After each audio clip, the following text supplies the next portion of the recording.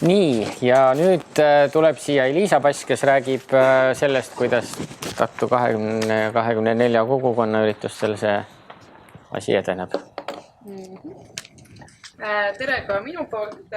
Mina siis räägin sellest, kuidas selle juhendi järgi oli neid üritusi korraldada. Ja siis mina korraldasin 2 üritust, milleks olid siis... Vabandust.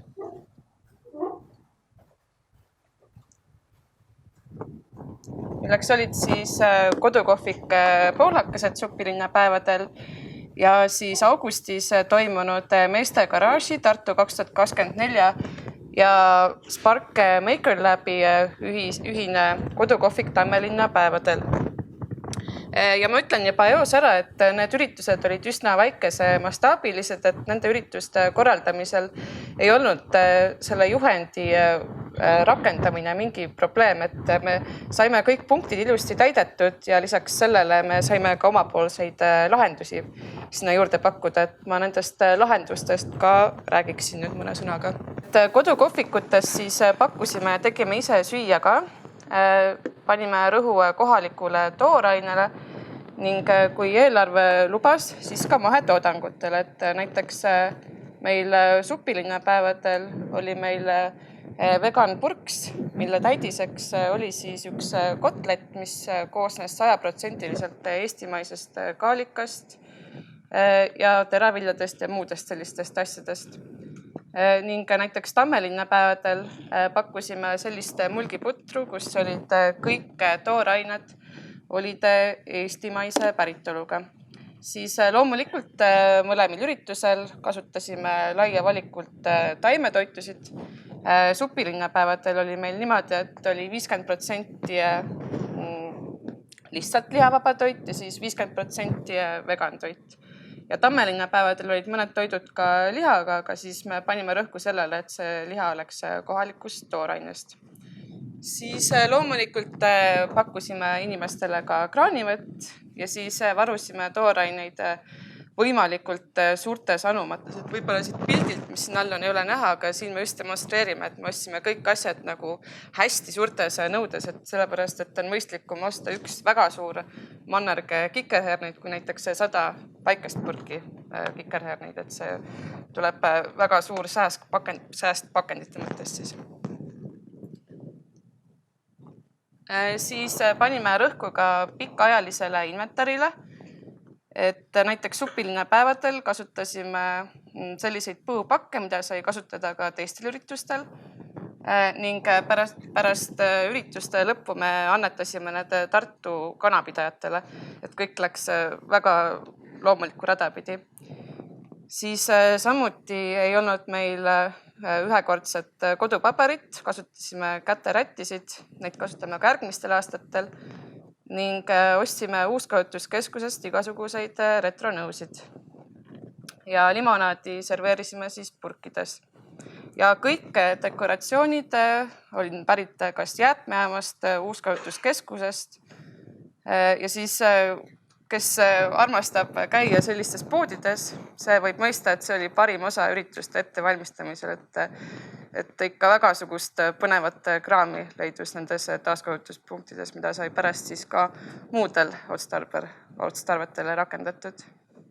Ja siis ühekordsete nõude suhtes olime enda vastu hästi karmid, et võtsime eesmärgiks 0 ühekordset söögiriista kasutada, sealhulgas topsid, taldrikud, igasugused kahvlid, noad, sellepärast, et me olime seisukohal, et ka kompostitav ühekordne nõu on prügi, mille valmistamiseks kulub siis hästi palju loodusressursse ning kui me hakkame pärast nagu prügi koristama, siis ei ole vahet, kas prügi on tavaline plastik või siis komposteeritav plastik, et jah.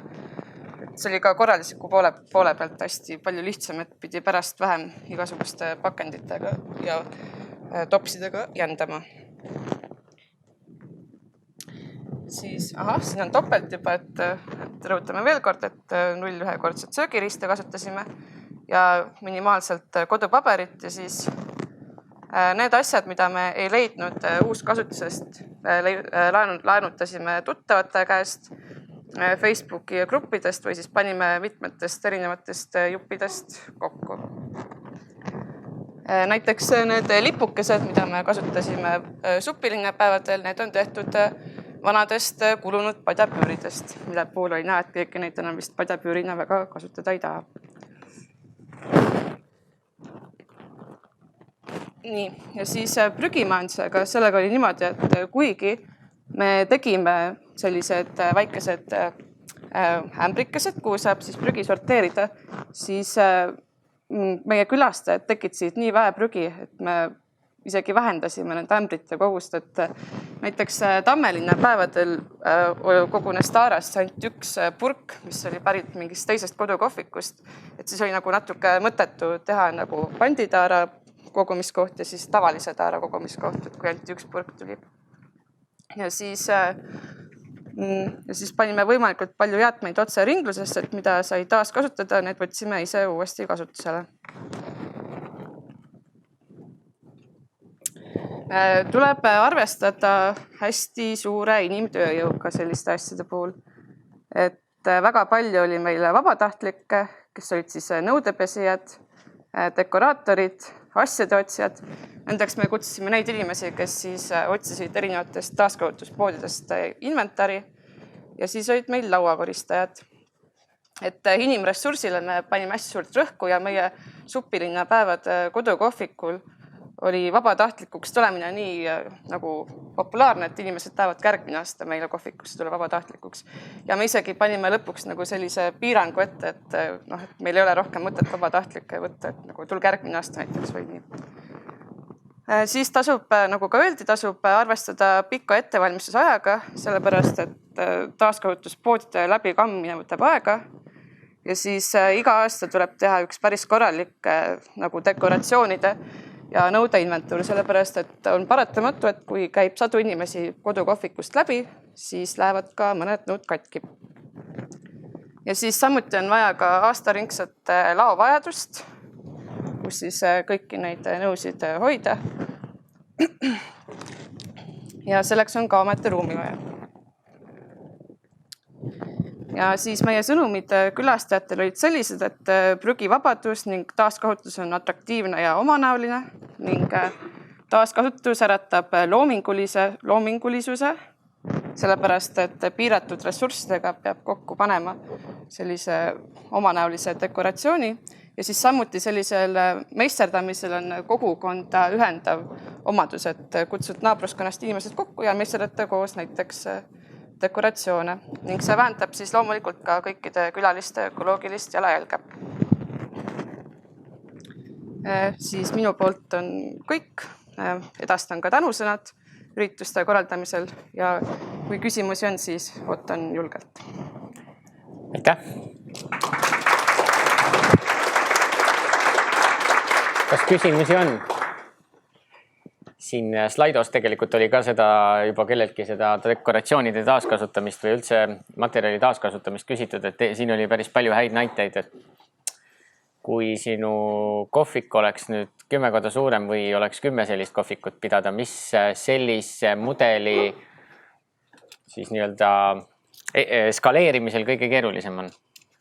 Ma arvan, et ikkagi selle inimressursi leidmine. Et tuleb just rõhuda sellele, et oleks inimesi, kes aitaksid nõusid pesta ja neid nõusid soetada, sellepärast et meil juba väikese kohviku tegemisel oli nõude pesemisega päris kiiret, pidi järjest niimoodi nõusid pesema, et siis kui teha 10 korda suurem kohvik, siis läheb neid inimesi ilmselt palju rohkem vaja. Ja samuti oleks ka ruumi vaja aastaringselt kasutamiseks, sellepärast et praegu on nende kohvikute nii-öelda ladu minu esik, aga see ei ole ka kummist, et oleks vaja mingit korralikku, mingit garaaži või mingit kohta, kuhu neid asju panna, et juba praegu ei kipu need eriti ära mahtuma. Et kõikide muude nende taaskasutusasjadega on nagu hästi, kui oleks ainult inimesi ja aega ja ruumi. Ja kuidas te neid motiveerite või miks nad tulid?